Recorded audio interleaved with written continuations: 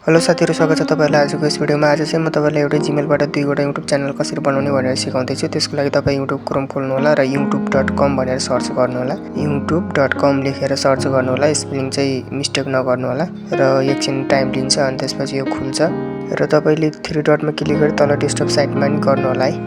माथि three डटमा click गरेर desktop site गरेपछि तपाईको यस्तो इन्टरफेस देखिन्छ। अब त्यसपछि तपाईले कुनामा प्रोफाइल छ हो त्यो कुनाको प्रोफाइलमा क्लिक गर्नु होला। त्यसपछि एकछिन टाइम लिन्छ अनि तपाईको तल सेटिङ भन्ने अप्सन देखिन्छ, सेटिङमा क्लिक गर्नु होला।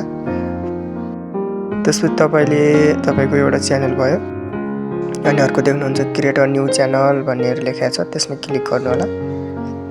त्यसपछि अब तपाईले यहाँ चाहिँ नाम राख्नु होला। के चाहिँ तपाईको च्यानलको नाम के राख्न चाहनुहुन्छ? ल म चाहिँ जे पनि राख्दिम न अहिलेलाई हैन, तपाईले सिकाउनुलाई एनिमल्स लभर राख्छु। ल म एनिमल लभर्स ल ठीक भयो। अब तपाईले चाहिँ तल कुनामा क्रिएट च्यानल छ त्यसमा क्लिक गर्नु होला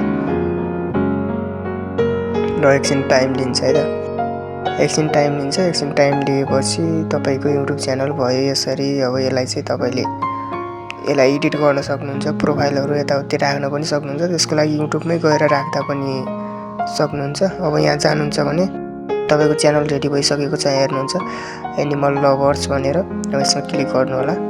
त्यो कुनामा चाहिँ पेन्सिलको जस्तो छ त्यसमा क्लिक गर्नु होला एडिट गर्नको लागि। अब यसमा प्रोफाइलमा क्लिक गरेर तपाईले फोटो पनि राख्न सक्नुहुन्छ।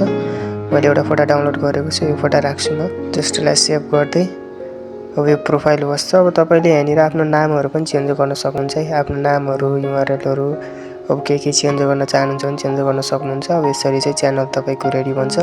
अब यसमा तपाईले भिडियोहरु पनि अपलोड गर्न सक्नुहुन्छ है त यसरी।